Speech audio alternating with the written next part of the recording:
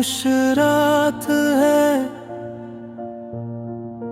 टूटी सी सांसें, यादों के साए,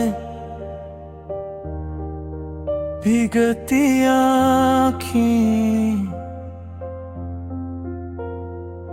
मैंने चाहा था तुझे खुद से भी ज्यादा, पर किस्मत ने लिखा हर ख्वाब आधा।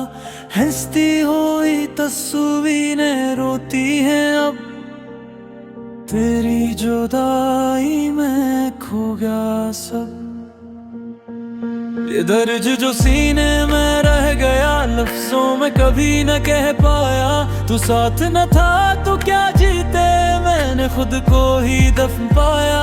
हर मोड़ पे तेरा चेहरा मिला, पर तू हर बार अजनबी निकला।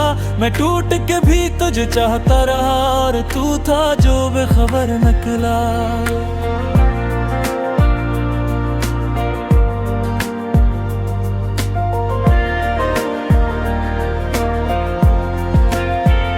ये दर्द जो आंखों से बह गया, हर आंसू सवाल बन गया। तो मेरा था ही नहीं शायद, यही सच अब मान लिया।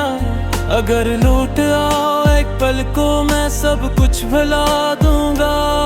पर जानता हूँ तू अब कभी नहीं आएगा।